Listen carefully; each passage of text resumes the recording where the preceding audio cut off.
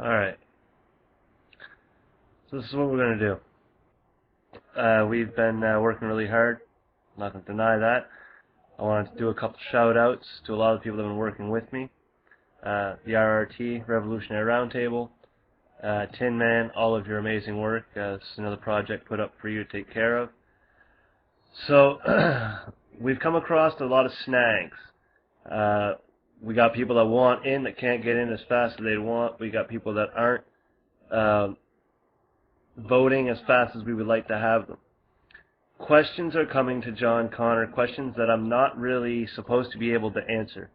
Like, how did the resistance grow so fast, and how did it do so well, and why is there so little arguing and bickering in your group? Many people have watched us. Many people pay attention to what we're doing. And one of the things that they notice is the lack of arguing and foolishness. They want to know how we did it. Now, a lot of groups have very intense screening processes, and other groups have no screening process. The thing is that I have a whole team that screens everybody for me. It's not really spying. It's more or less these people are in multiple groups, and if the same name is popping up in a lot of groups, and it's a very positive person, they make a point to put him in the resistance for me. And then, well, the good old adage, birds of a feather flock together, these people tend to have friends. They realize quickly, like the hackers, you have to understand, they find themselves. You don't have to introduce a hacker to a hacker. You just don't have to do it. They already know each other. Why? Because if I have 10 hackers on my Facebook wall, and you have 10 hackers on your Facebook wall, and we're friends, you know that the hackers are doing counter hacks against each other to make sure that I'm safe and to make sure that you're safe. And in the process of doing this, they are going to bump into each other. The thing is that, quote unquote, my hackers, my group of people that do everything they can for me, don't do anything because I told them to do it. They simply look at the information that I'm putting forward, and they decide amongst themselves whether or not they're going to go and breach particular barriers to either A, solidify my claim, or B, nullify it. They will come out with absolute proof to say that I am wrong. Why is it that the resistance goes so well? Because those who actually know that they are wrong, they admit it. When there's enough proof there to say, hey, it's happening, we got to do this. We acknowledge. By acknowledging what it is that we're doing and understanding everything that we're reading and watching, there's a code of ethics that is understood. You don't have to tell people how to do it. You just don't. The resistance started in 2011 with 6 people. And we added everybody we thought that was important. Those people added the people that they thought was important. And the snowball goes on. I would love for each and every member of the resistance, for well over 3,000 people, I would like all of you right now to add one friend. Just because you can. Not because it's important. Not because I'm going to like you any more or any less because you do or do not do it. But simply because you can do it. That's why I want you to do it. Why do I want you to do it? Because I don't want to spy on you. I don't want to spy on your friends.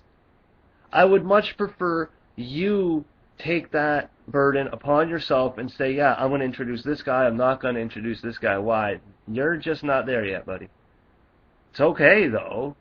Hey, raise your fist, be angry with us, but you don't understand fully and exactly what it is that we're doing. So you're not in this circle yet. Sometimes we sit there and we wonder to ourselves, well, these groups, they're so small. Only 100 some odd people, only 80 people, only 25 people. You guys need to understand that it only takes one. It takes one person with one idea that actually means something. Where John Connor gets his quote-unquote power is that he looks and listens to all the ideas. When I see the ideas and I present them to the resistances now, there is a consensus that's built in there. And that's the consensus that the John Connor account then portrays. It was done to create the illusion of a leader, so that they would be running around trying to figure out what's going on. Why is somebody barking orders and everybody's listening, but they won't listen to us? It's because I'm not barking orders. You guys are. I'm just putting them in place. The Anon Collective was the very first collective to bring it about. To say, hey, you don't need a leader. You just need to agree that it's wrong. That it's not good. Knowing these things is the power. So what are we going to do? We're going to help the Revolutionary Roundtable. Because the Revolutionary Roundtable is at a point where it's mimicking our governance, but it doesn't have all of what we do to keep our group under control, for lack of a better word. They want to boost their membership. And the first thing that they all figured out, which is the first thing that I implemented as well, was you need an inner circle of people that know what's going on and people that know why you built the group, where its destination's going, what its absolute cause is. Like John Connor's absolute cause, his absolute will die for this cause, they can't lie to you anymore. Just that alone grants you a foothold. They just can't lie to you anymore. How do we do that? By spreading the information far and wide and letting the human critical thinking take over. It takes longer for some people than it does for others, okay? So the Revolutionary Roundtable has its governance. It has its policies. It has everything that it needs. So what I'm going to do is I'm going to do what I've always done. Okay, guys? Don't sit here and accuse me of doing something after I do it, because I'm warning you I am going to do it. I'm going to plagiarize everything that you guys have. Every policy, every privacy policy, every screening policy, every ethics policy that you guys have debated. In each and every one of the groups that I am a member in, I'm going to consolidate these policies.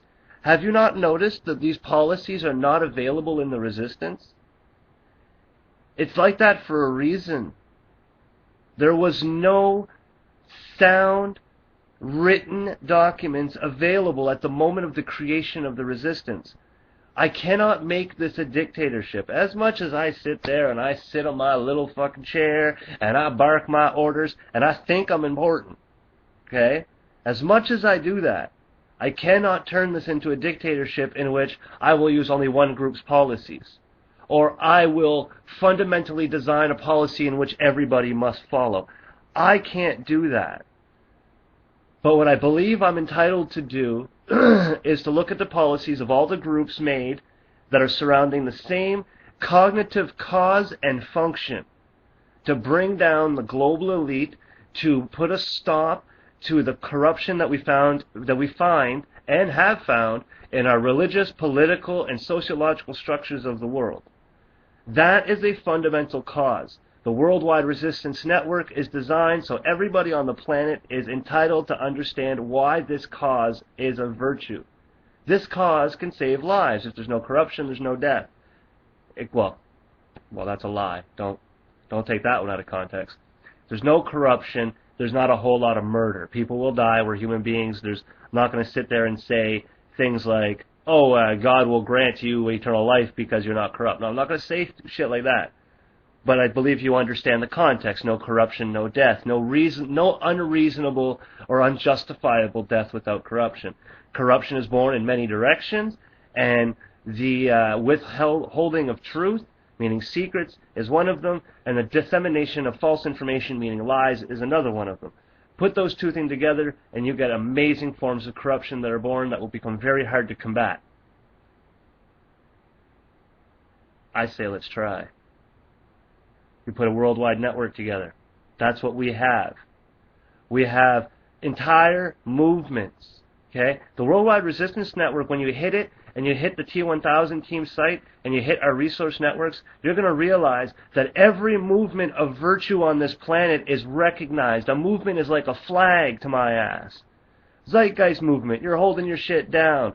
Thrive movement, you're doing what you can. Maybe you're questionable, maybe you're not questionable. I don't fucking know. But you're going in a particularly awesome direction. Natural, clean energy. I'm okay with that. You know, the arrivals, the whole trying to put together a theory required to bring forward the Antichrist, if there was such a thing, that you would need to know these informations and how it would unfold. So yes, the boys that created the arrivals, fucking right, boys, you keep doing your thing, right? You got the Occupy movement that made the whole world stop. The whole fucking planet stopped moving for a bit there. Everybody's like, what the hell's going on? You guys don't stop doing your shit. Anonymous, you've done your thing ever since the beginning. Don't act like I don't know. Right? You've been putting your things together. You guys have been watching me. I've been watching you. I'm no good at watching you guys. You just keep doing your thing. I don't even fucking know what to tell you guys what to do. I'm not even going to pretend that I can tell you guys what to do. You keep that information coming. You keep that going through to the people that you got it going through. It's falling into the resistance. We're sifting through it as fast as humanly possible to find out what's disinformation and what's legit information. Even if it slips through your guys' nose that you thought it was legit and then it hits us, there's always a few lies that pass. I'm not here to fucking hold a grudge or act like I don't know. Okay? But everybody, all of you, don't stop. You have done exactly what Eminem told you to do. Okay? Let us set aside our differences and assemble our own armies to disarm this weapon of mass destruction that we call our president. For the American people, you guys are doing exactly what Eminem has asked you to do, so don't stop. You have separated yourself in militant-style factions. Okay? What, Anonymous? Let's give Anonymous a new name. We're just going to call it the ACIA, the Anonymous Center of Intelligence. Okay? Agency. We'll call them that. The Occupy movement. Alright, well, we're going to call you our foot soldiers. We're going to call you the Army. How about we just call you the Army, occupiers? Okay? Let's move on down the line. How about the light workers? Well, how about we get you guys together? Let's make you a faith-based structure. So that when people are asking for reason and rationale, that through the powers of the universe, you might actually have something to say. Okay? So let's put that together. I don't know more. How about we put you in charge of taking care of every culture on the planet's rights? So that you and the Black Panther Party for Self-Defense can now put yourselves together and knuckle down. Let's get those human rights violations out of the fucking way. Let's get that put together. So we'll call you the UN, okay? We're going to put I don't know more, Black Panther Party for Self-Defense, the proper, awesome, religious, faith-based Jewish person. We're going to grab a few fucking other good Christian religion. We're going to grab some good Islam people. We're going to throw them in the fucking think tank, okay? We're going to do this. We're going to do these things. Why not? Why are we stopping now? We got 3,000 people and they're all waiting for orders. They're waiting for me to give them ideas. I don't give you ideas. You give me ideas. I create a rant. If my rant makes sense, you do it. You don't ask me if you're allowed to do it. You just fucking do it. And when they ask you why you did it, you tell them John Connor sent you. That's what you do. Oh, who's John Connor? Oh, well, he's anonymous. I don't know. Never met the guy. Oh, so you're part of the anonymous guy. No, but I did Occupy Wall Street that one time. But see, my ass was in Beijing when I did it. Why? Because of October 15, 2011, I sat with all the people. Oh, so what are you doing now? Well, I really don't like the fracking on my land over here down in New Brunswick, so I'm going to sit there because John Connor said it was a good idea.